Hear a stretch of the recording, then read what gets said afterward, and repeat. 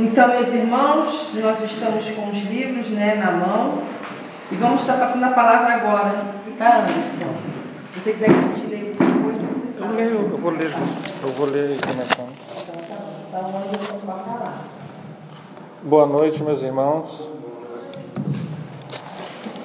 Vamos estudar então o Livro dos Espíritos, nesses itens do 217 ao 207 ao 217, que trata das parecenças físicas e morais, ou semelhanças físicas e morais.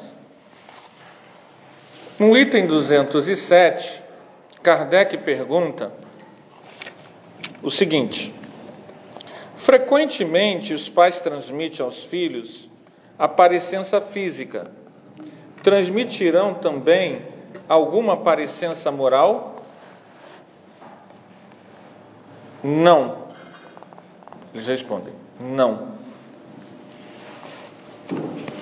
Uma coisa a gente precisa entender.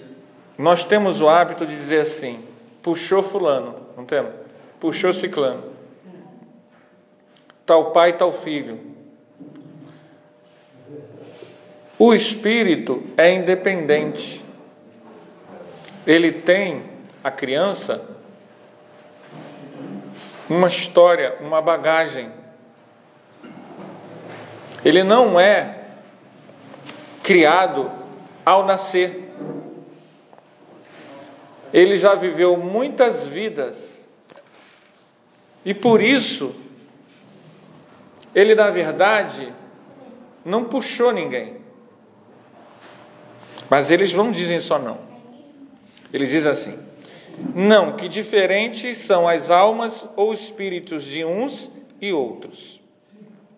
O corpo deriva do corpo, mas o espírito não procede do espírito. Então nós não geramos um ser acabado pronto ali. Aquele espírito, aquela pessoa, aquela criaturinha, ela tem uma história longa, longuíssima. Entre os descendentes das raças há apenas consanguinidade. Então, a genética, ela permite que surja a semelhança física. Mas a genética espiritual, essa vem com o indivíduo, de suas muitas vidas. Então, o processo genético, ele tem um grande domínio na parte física do indivíduo. Mas a questão moral, quem aquele indivíduo é, isso é algo que ele traz com ele. Kardec continua uma subpergunta: de onde se originam as parecenças morais que costuma haver entre pais e filhos? Então é uma coisa que a gente sabe. Há filhos que são muito parecidos com pais. Há filhos que a princípio não são parecidos, mas quando chegam àquela idade de pai, têm o mesmo comportamento, né? Tem até a música do Renato Russo que ele fala sobre isso, né? Que ele fala sobre que você vai ser igual ao seu pai. E quando a gente é adolescente escuta essa música, não vou mesmo. E muitas vezes o comportamento é muito semelhante. Mas mesmo assim nós não herdamos isso deles. Nós herdamos isso principalmente das afinidades e simpatias. Vamos ver o que eles respondem. É que uns e outros são espíritos simpáticos, que reciprocamente se atraíram pela analogia dos pendores. Então, temos que dar um desconto aí. A cultura da época. A cultura, a educação. Isso influencia. Então, é claro que certas características, certos gostos, você aprende. Certas opiniões, você aprende. Mas, mesmo assim, nós selecionamos. Parece interessante. Vamos explicar. 3 irmãos, criados pelos 3 irmãos de pai e mãe, que viveram dentro da mesma casa. Eles não serão idênticos em gostos, eles não serão idênticos em comportamentos, mas é possível que cada um deles tenha algum gosto ou algum comportamento do pai ou da mãe, mas não todos. Alguns vícios, vai ter 2 irmãos que, tal como o pai e tal como a mãe, fumam, mas o outro não fuma, nunca fumou. Vai ter um que, tal como o pai, vai ter um pendor para a bebida, mas vai ter outros 2 que não vão gostar. Então, essa seleção dos gostos são as afinidades. As afinidades que a pessoa traz consigo, e não uma coisa que você puxou ou herdou do seu pai. Somos espíritos independentes. As semelhanças são as simpatias. Simpatia, sintonia. Por vezes, o filho, enquanto desencarnado, acompanhava o pai nos mesmos ambientes. E é claro que quando ele renasce, ele traz consigo o quê? Os mesmos pendores, são espíritos afins. Nós, ao contrário do que a gente, normalmente as pessoas, pensam, nós temos uma longa jornada, mas essa longa jornada, ela não é solitária. Nós formamos famílias espirituais. Essas famílias espirituais não são formadas por eu, minha mulher, meu filho, meu pai e minha mãe. Essas famílias espirituais são muito grandes. É um número grande de espíritos que formam elas. Maior do que a gente pode supor. E a tendência é, quanto mais o espírito evolui, essa família espiritual aumentar de tamanho.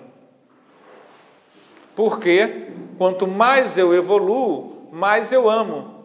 Quanto mais eu amo, mais eu auxilio. Eu não me afasto das pessoas. Eu não segrego. Então, nós vamos ampliando a família espiritual na medida em que a gente vai abandonando o amor paroquial, o amor tribal. À medida em que a gente se permite amar aos outros, como se os outros fossem nossos filhos ou nossa mãe. Em geral, nós somos umbilicais. Nós olhamos e enxergamos apenas o que gira em torno do nosso umbigo. E aí, fazemos uma concessãozinha para a esposa. Afinal, ela está dentro da mesma casa, aí a gente faz uma... E depois vem o filho. Aí você faz uma outra concessão. E é só, e fica por aí, por causa do nível de egoísmo. Aí vem a reencarnação e remexe isso tudo. Por quê? Teu vizinho pode ter sido o teu pai. E aí a gente fala assim,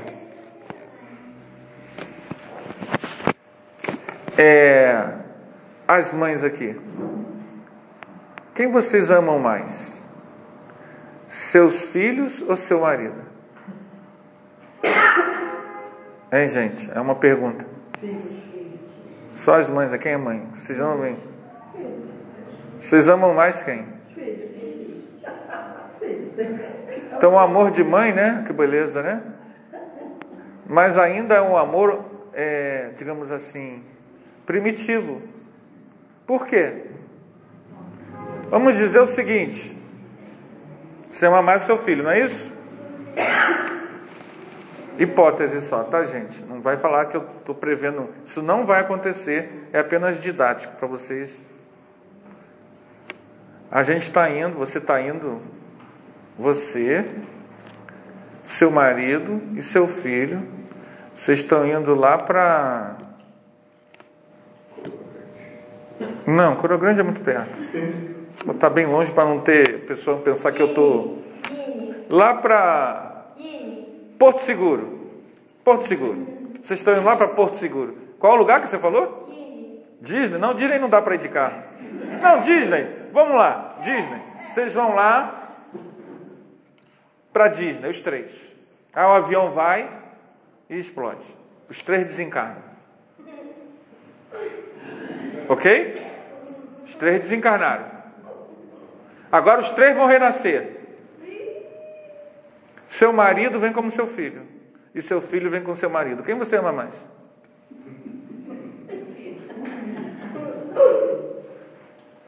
Percebam que a reencarnação, ela começa a fazer com que antigos conceitos comecem a ser repensados.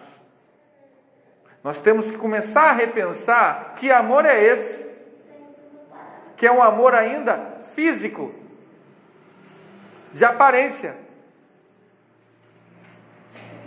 Por isso que a gente se engana tanto nas decisões, que a gente não enxerga com um olhar multidimensional. E nós somos aqui espíritos imortais.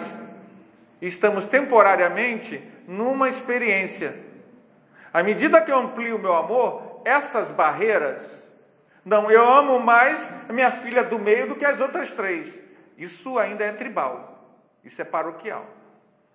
Porque o amor é o tipo de coisa que quanto mais você dá, mais você tem. Você não perde. Você não perde se você amar seu filho tanto quanto seu marido. Mas você perde seu filho.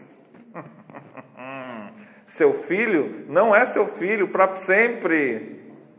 Seu filho vai casar, vai vir uma outra e vai te roubar ele. Vai roubar, vai levar.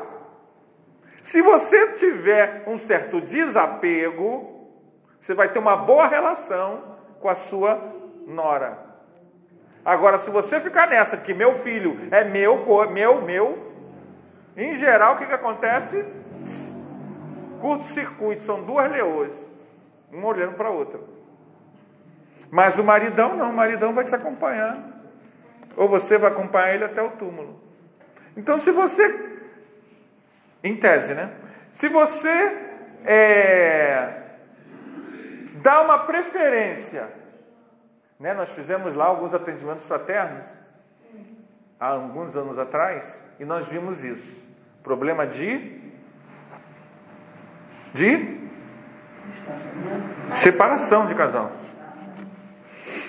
E a gente percebeu, e as pessoas admitiam, que quando o filho nasceu, estava tudo muito bom. Quando o filho nasceu, a mãe se encantou, a mãe se enterneceu, a mãe cuidou, a mãe tratou bem, a mãe fez de tudo. Ela só esqueceu de uma coisa, que tinha mais um dentro de casa. E isso daí acabou levando, e nos 2 casos a gente tentou, porque eram pessoas amigas, né, fazer aquele processo de reconciliação, tratamento... Não deu. O afastamento já era muito grande. Vejam bem, esse amor paroquial, ele cria a dissensão muitas vezes. Eu não estou dizendo que é ruim, não. Eu estou dizendo que a gente tem que ter sim, porque tem gente que nem amor aos filhos tem, mas a gente tem que ampliar isso cada vez mais. Cada vez mais.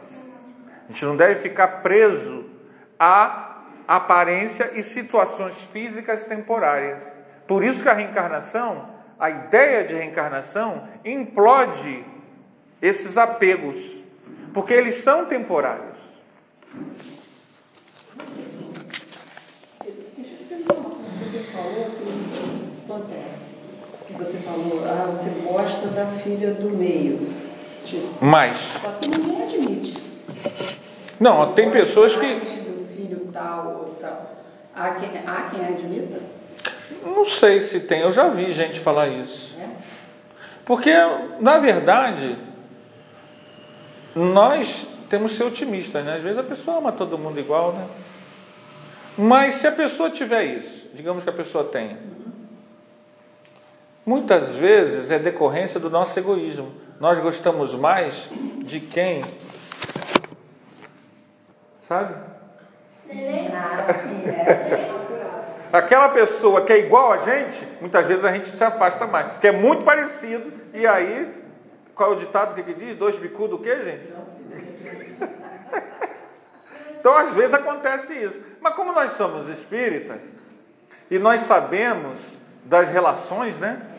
Nós temos que distribuir sentimento. Porque o nosso sentimento, em tese, se a gente parar para pensar, não depende do outro, gente. Se Jesus fosse amar só quem fosse segui-lo, ele disse isso, aliás. Se você ama só quem te ama,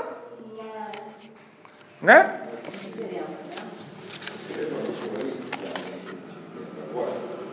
Mais um dos conceitos espíritas, essa lógica que você botou aí. Mas que nós espíritas passamos por cima e vamos embora. Isso.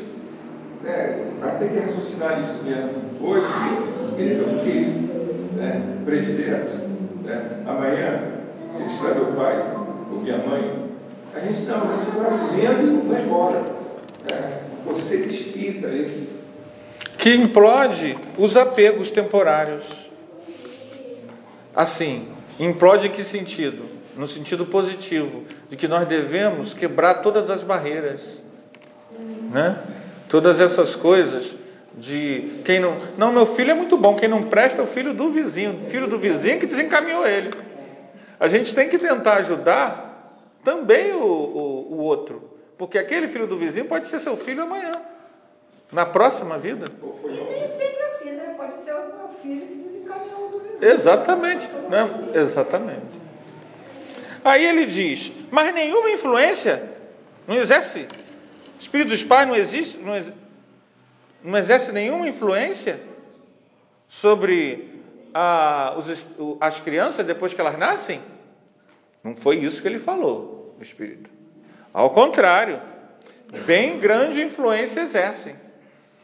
Conforme já dissemos, os espíritos têm que contribuir para o progresso uns dos outros. E aí vem a grande lição da vida. Nós formamos famílias espirituais. E essas famílias espirituais evoluem abraçados. Você não tem lapso de amnésia de ninguém. Você não vai para o ápice da evolução portando amnésia. Nós temos que ajudar. Exemplo, que eu adoro sempre citar, que é uma alma que quanto mais a gente falar dela, melhor para todos nós, que ela tem um espírito do mais alto nível de evolução, Alcione. Quem leu o livro aqui? Renúncia. Alcione é uma alma de escola, é um espírito iluminado, é uma mestra espiritual. E ela participa de 2 romances.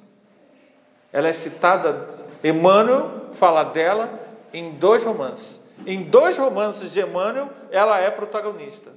50 anos depois, como Célia, e Renúncia. É um espírito muito mais evoluído do que Emmanuel, um espírito de escola. No livro Renúncia, logo no início você vê o nível evolutivo dela. Ela não está mais reencarnada na Terra. ela está no sistema de Sírios, fazendo um trabalho lá transcendental no campo da música. E ela não tem mais que reencarnar na Terra enquanto a Terra estiver nesse nível aqui.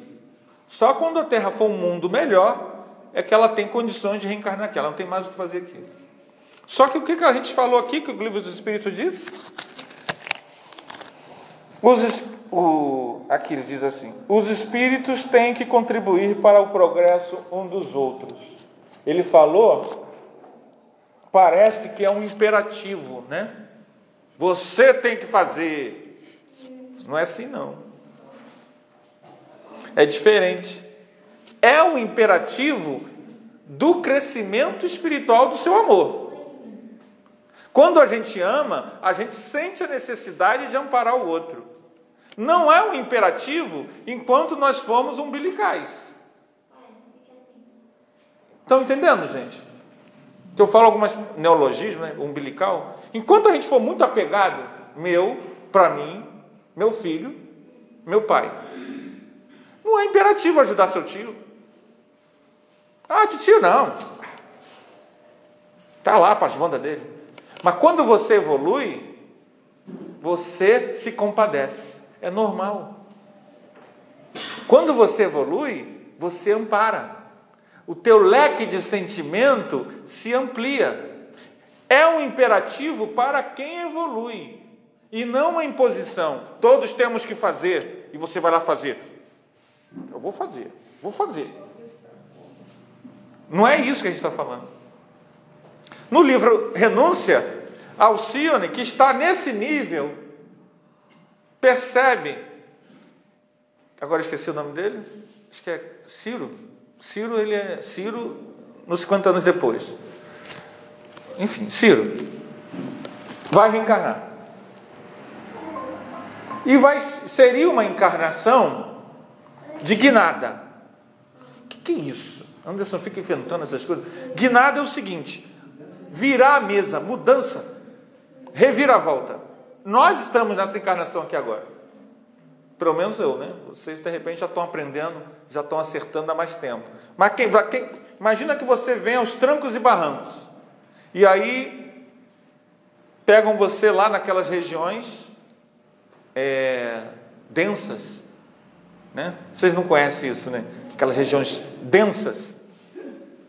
Aí levam vocês para uma casa transitória, né? Aí a gente aprende lá o beabá do Evangelho e renasce. Ó, você vai renascer na mesma época de Chico Xavier, Divaldo Pereira Franco, Ivone Pereira. Aprende com eles, hein? É uma reencarnação de quê? De virada de mesa, se a pessoa aproveitar bem. Vai ter internet, vai ter livro impresso, você vai poder ler e escrever, vai ter escola gratuita. Aproveita. Então, esses espíritos, todo um grupo, e principalmente o Ciro, iriam renascer. O que ela faz? Eu vou renascer. Aí o mentor espiritual dela, Antênio, fala: olha, Alcione, para que você vai renascer? O mundo lá, era século XVI, está muito tumultuado. Você vai renascer lá? Já vi gente de grande categoria espiritual renascer e acabar sem precisar, porque não precisa renascer no mundo nesse estado ainda, em que as pessoas ainda se matam, se odeiam, acaba se complicando, porque toma uma decisão errada e precisa ficar aí renascendo várias vezes. Para que você vai renascer lá agora? Ah, não, eu vou ajudar eles. Ah, o Ciro e todos os outros. Olha, aí vem uma coisa interessante, né? Não estamos vendo que o Ciro vai fazer grande avanço nessa encarnação, não. Não, mas eu vou ajudar ele. Eu vou me dedicar e ele vai aproveitar essa encarnação, sim. Olha, que eles estão num nível, gente, muito elevado. E o Espírito fala: olha, eu não estou vendo que ele vai fazer muita coisa, não. Mas como ela tem o quê? Eles não podem negar o pedido, entendeu? O nível evolutivo dela é tão grande que eles não podem. E ela renasce. O livro conta a história da saga dela. E é um livro que, se você prestar atenção, nos angustia. Agora vocês têm que perguntar, Anderson, por que angustia a gente? Pergunta. Por que angustia? Porque é um espírito superior, gente. Tem coisas que ela faz que você fala assim, peraí, para quê? Como? Eu não posso fazer isso. Mexe com a gente.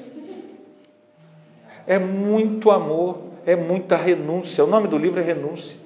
É muita dedicação ao outro. Se você lê aquilo como uma novela, tudo bem. Você fica, tá lá a novela, eu estou aqui, tranquilo. Mas se você começar a entender que você tem que mexer dentro de você, abrir mão para servir. Eu me lembro que teve um momento que eu peguei o livro, falei, não vou ler mais esse livro. Eu comecei a brigar com o livro. Porque o livro, e estou vendo aqui que muita gente nem chegou perto. O nome já diz. E ela ajuda, ela vem, ela serve. E todo o grupo espiritual, nesse grupo espiritual está Emmanuel, reencarnado como um padre, está Chico Xavier, provavelmente reencarnado como alguém dali, não identificado, está Rômulo Joviano, está o grupo todo dos 50 anos depois, está reencarnado no Renúncia. E ela ajuda. Tem um personagem lá, que na primeira parte do livro, ele faz um mal danado. Ele desencarna. É tipo um vilão, né? Ele desencarna. Quando ele desencarna, os mentores, não, você vai reencarnar de novo, porque Alcione está na Terra. Você tem que aproveitar a presença dela. E ele reencarna, e ela o ampara, e ela o educa, e ele vem todo deformado, e ela vem, e ela ama, e ela ampara, e ele se redime. Ela só não consegue ajudar uma pessoa. Quem? O Ciro. Aquele. Ciro? Ela ajuda o grupo todo. O exemplo dela, a vivência dela, as palavras dela, ela ajuda todo mundo, menos a ele. Antes de nascer, mostra ele antes de nascer. E ele promete que vai fazer, que dessa vez ele vai... Que nem a gente, né? Lá no mundo espiritual. Porque nós vamos... dessa vez eu não vou me iludir no mundo material, eu vou abrir mão, eu vou perdoar, eu não vou falar mal de ninguém, dessa vez eu vou. E ela vai, antes dele nascer, ela aparece em uma luz, porque ela o ama, né? Eles têm uma ligação afetiva muito grande. A gente lendo o livro 50 anos depois, e depois a gente vê esse grande amor. E ela aparece nas zonas umbralinas, onde ele está antes de renascer, em forma de luz, e ele a sente, né? Porque ela está num outro nível. Mas ela ajuda todo mundo. Mas a ele mesmo. Ele é resistente porque ele ama. Ele ama. Mas ele ama a ela. Ele não a ama espiritualmente. Ele ama a ela. E ele é um padre. Então vai olhando. Padre inquisidor. Um padre inquisidor. E ele vai encontrar com quem é denunciado, porque ela entra numa ordem que não pode nem aparecer. Só que ela é um espírito de escola. Um espírito de escola, ele só faz o bem. Ela começa a fazer o bem. E de fazer o bem, ela começa a ajudar, e aquilo, porque o espírito superior, tudo que ele toca floresce. E aquilo começa a crescer. As outras pessoas se escandalizam. Ela é mandada para ser... Não vou contar o livro aqui, mas ela é mandada para ser questionada pelo inquisidor. Vem o inquisidor. Quem é o inquisidor? Quando ele a vê, pronto, aí começa o processo. Vão ler o livro que vocês vão gostar. Mas vejam bem, tem que contribuir para o progresso um dos outros. O espírito superior faz isso naturalmente. A gente ainda antipatiza. Olha para a nora, aí faz aquela cara. Olha para o sogro, faz aquela cara. Olha para a sogra, faz aquela cara. Olha para o vizinho. A gente ainda está nesse nível. Mas, na verdade, muitas vezes, aquele encontro não é casual. Por quê? Nada o quê? Nada acontece.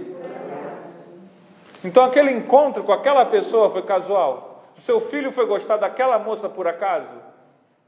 Aquele sogro foi aparecer na sua vida por acaso, gente? Sim ou não? Digam vocês espontaneamente se o que vocês acham. Vocês acham que é assim? Não, por acaso. Se a gente ampliar o amor, o afeto, a gente vai ver que é mais gente para a gente ajudar. Ou a gente fica na separação, no ódio, na raiva, de novo. Porque essas pessoas passam pela nossa vida de novo. E se nós não resolvermos com elas aqui, alguém é obrigado a fazer isso? Deus abre a nuvem e joga um raio na gente? Se a gente fizer, não fizer? Faz isso? Hein, gente? Acontece? Ninguém é obrigado. Mas se você não faz isso, você vai encontrar com essa pessoa de novo, com os mesmos problemas. E se você fizer, você vai encontrar com essa pessoa em outra vida de novo, porque ela faz parte da tua família espiritual, mas sem problema. É só soma. É só crescimento. É só alegria. Então, o amor, ele é eterno. Se eu resolvo implantar o amor hoje, eu não tenho mais problema com essa pessoa nunca mais. Se eu adio, pode ser que o problema só aumente. Adiar perdão, adiar reconciliação é prejuízo para nós. O amor é o que nos espera, o que nos aguarda. Nosso destino é nos tornarmos espíritos puros. Mas quando nós nos tornaremos espíritos puros? Quando? Daqui a 100 mil anos, 200 mil anos, ou 1 milhão de anos? Ou 5 milhões de anos? Depende de nós, são as nossas decisões. Num dos livros de André Luiz, não me lembro agora se é Ação e Reação, acho que é Ação e Reação, mas tenho dúvida se é Ação e Reação ou Obreiros da Vida Eterna. André Luiz habita um plano melhor, onde nesse plano tem uma cidade espiritual, uma cidade extrafísica chamada, gente, quem tiver acordado, como é que é o nome? Isso. E ele vai fazer um trabalho de socorro espiritual. Isso é muito comum. Então ele desce para uma cidade, uma cidadela espiritual, nas regiões mais densas. E nessa cidadela espiritual, ele conhece um médico. E o médico, ele tem muita simpatia pelo médico, ele conversa com o médico mostra, é um médico lá desencarnado, trabalha lá nessa cidadela. E o médico mostra os aparelhos. Aí o André Luiz comenta o seguinte: os aparelhos do médico eram muito materiais, eram muito parecidos com os aparelhos de quando eles eram encarnados. E como é que ele, com todo aquele conhecimento, porque o André Luiz, lá na cidadela dele, já se trabalhava com energia, já se trabalhava, com um trabalho de passe, de bioenergia. Como é que ele ainda usa aparelhos muito físicos? Por que ele estava? E por que ele ainda estava ali? Por que ele não estava em nosso lar? Por que ele ainda estava naquela região? E lá pelas tantas a gente descobre uma coisa: que esse médico teve uma vida de céu de brigadeiro. Vocês entendem essa expressão? Tudo tranquilo. Uma vida... Não teve problema financeiro. Ser médico no Brasil, nos anos 20, se hoje ser médico é complicado, se imagina nos anos 20.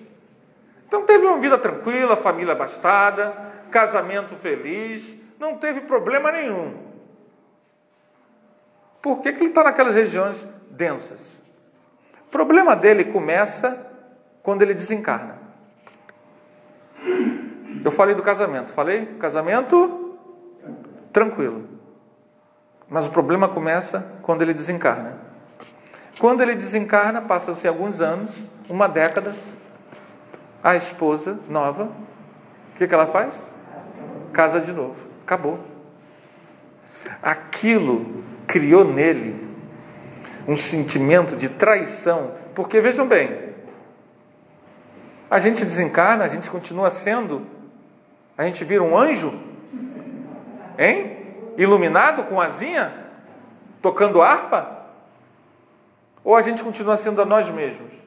Aí tu vê a tua esposa, você continua sendo você mesmo.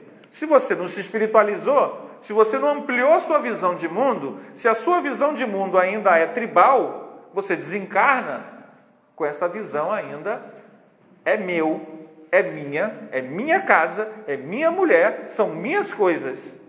Isso é muito comum. E ele, quando viu ela casando de novo, aquilo o angustiou. O angustiou muito. E ela já tinha desencarnado. E aonde que ela estava vivendo? Nosso lar. E ele não queria olhar na cara dela. Então, ele trazia uma mágoa profunda. E ele não tinha nenhum interesse nem em conhecer cidades espirituais melhores. Porque ele não queria ver aquela traidora. Vocês estão rindo? Não, eu que estou rindo, né? Mas isso é muito o quê? Humano. Humano apegado a valores humanos. Muito terra a terra. Porque não é porque a gente desencarna que a gente vai ter uma visão cósmica da vida. Para que a gente tenha uma visão cósmica da vida, a gente tem que trabalhar isso hoje. A gente falava na nossa casa espírita, hoje, mais cedo. Se eu não me esforço, se eu não me dedico para a reforma íntima não pode ser uma palavrinha que a gente fala toda hora. Se isso não é algo que me confronta com valores antigos, eu não mudo. A mudança não é tão simples. E aí ele vai falar que os espíritos dos pais têm por missão desenvolver os de seus filhos pela educação. Constitui-lhes isso uma tarefa. Tornar-se-ão culpados se vierem a falir no seu desempenho. A missão da paternidade é uma palestra. Nós não recebemos uma criança por acaso. Por isso, as pessoas, por isso a dificuldade da vida hoje em sociedade. Muitas vezes a gente em sala de aula tem problema com o aluno. Hoje eu não faço mais isso, mas eu chamava os pais. Quando o pai vinha conversar com a gente entendia perfeitamente por que a criança era assim. Tanto que, pelo menos na faixa etária de sexta a nona série, eu não chamo mais pais. Porque é a reprodução do conflito, da crise, dos problemas que aquela criança vive dentro de casa. E as coisas que a gente vê lá na onde eu dou aula, em Belford Roxo, é muito complexo. São coisas assim que eu nunca falei numa casa espírita em Belford Roxo, né? Mas já me deu muita vontade de tentar falar lá próximo, porque são muitos dramas duros. Aquelas crianças às vezes enfrentam coisas que a gente fica pensando assim, meu Deus, olha a lei de ação e reação nua e crua na vida dessa criança. E a gente não, na sala de aula a gente não pode, né, interferir nem se meter. Não, até porque não pode mesmo, até porque os pais não estão nem aí. E aí você percebe a grande responsabilidade que é o quê? Ter uma criança em casa, gente. Porque muitas vezes a gente reclama, quando está com o filho já crescido, que o filho manda dizer para o neto que não está em casa. E a gente fez isso com ele.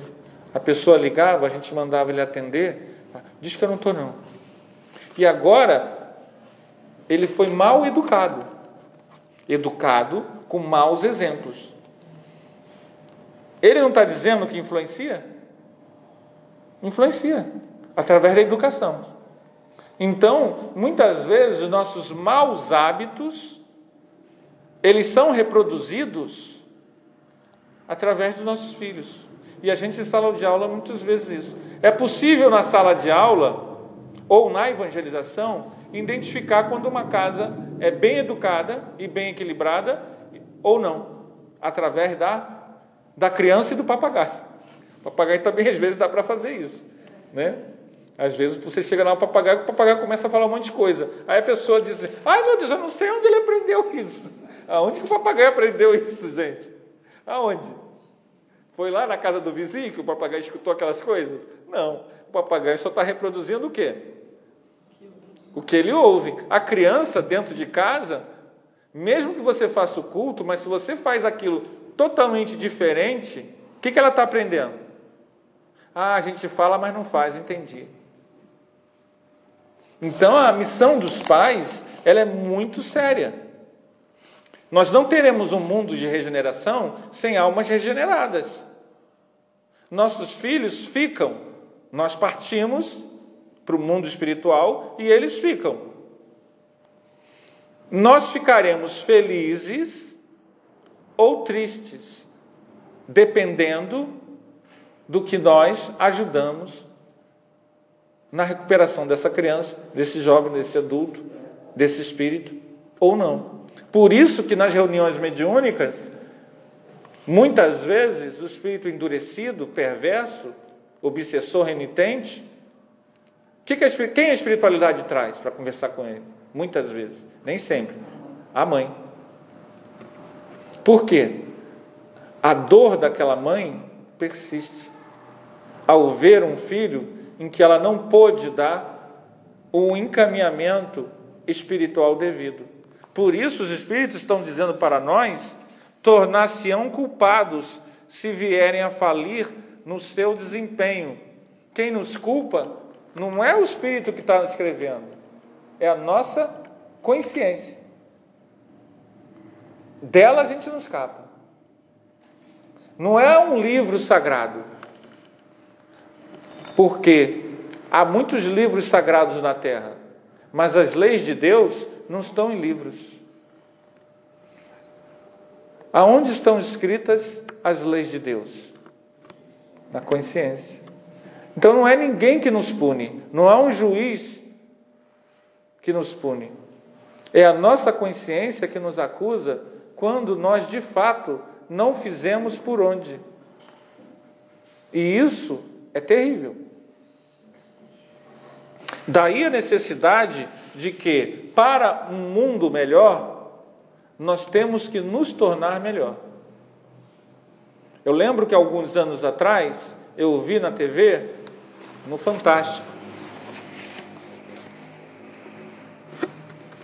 um jovem matou um outro jovem num assalto e foi preso. E o pai que perdeu o filho assassinado, ele era de descendência japonesa, me lembro disso. O que ele passou a fazer? A visitar o assassino do filho dele na prisão.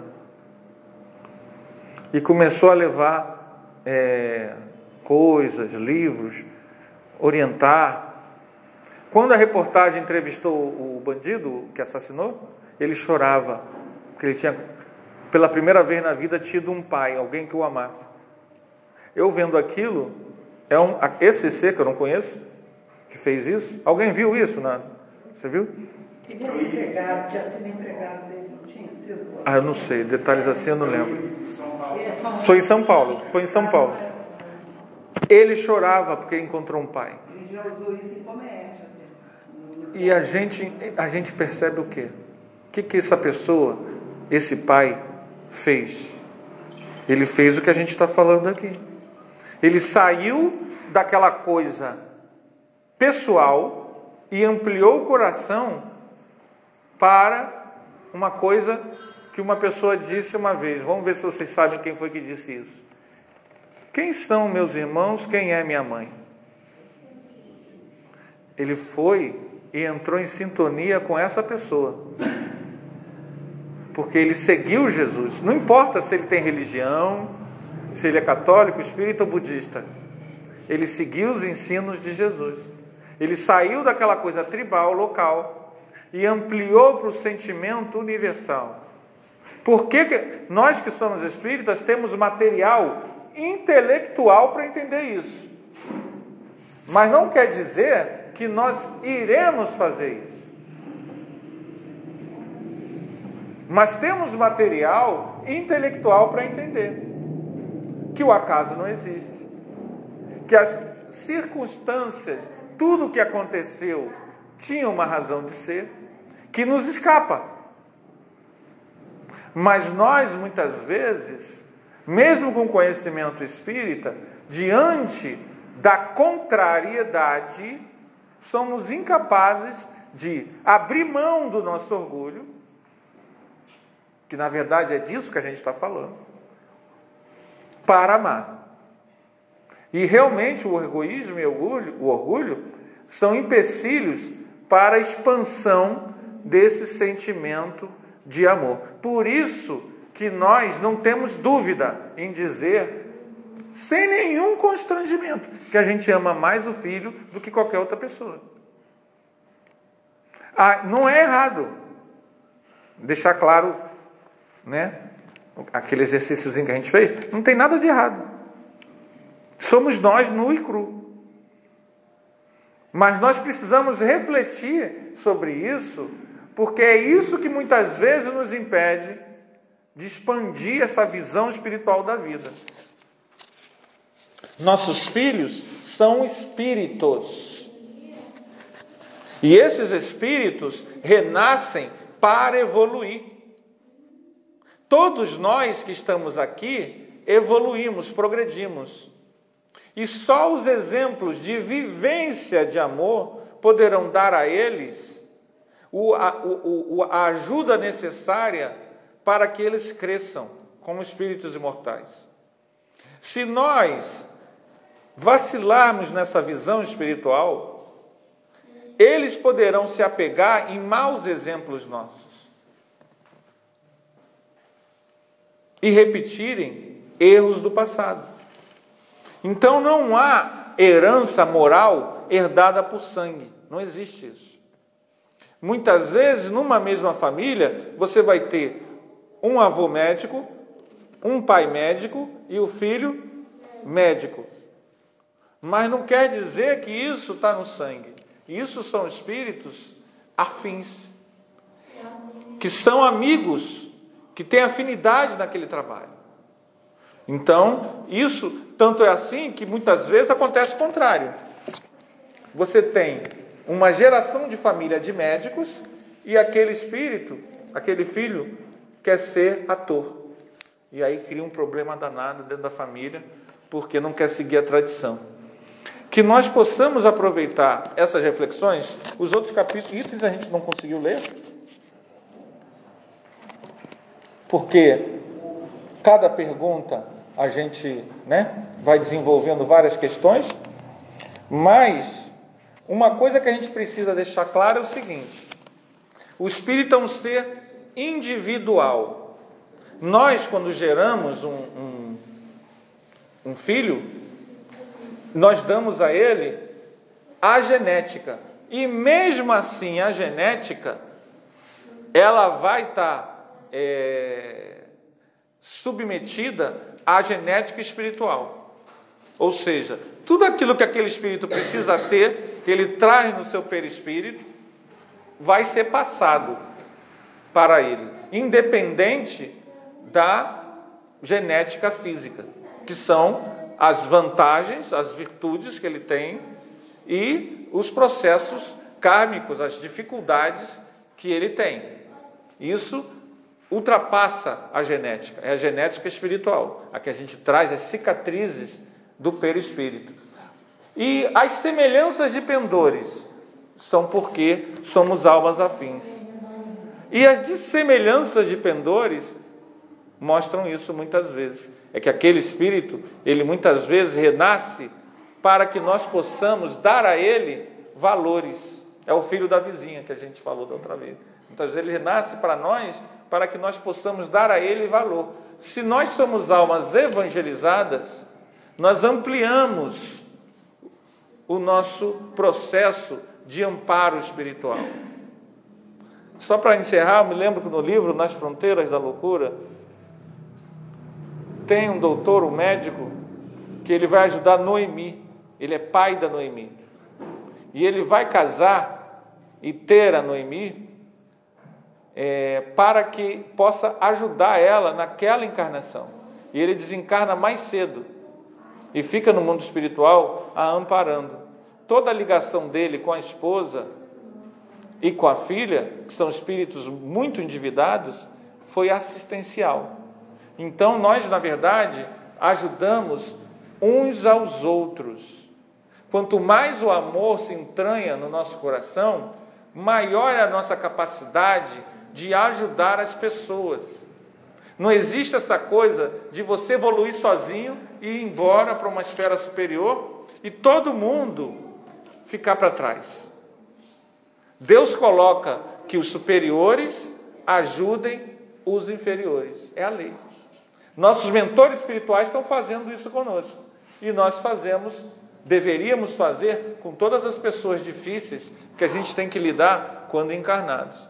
Que Jesus nos ampare, que Jesus nos motive e que possamos agradecer a Allan Kardec por esse conhecimento espiritual, gente, que nos engrandece, que pode fazer com que a gente, nessa encarnação, faça uma virada de mesa espiritual para sempre, para melhor.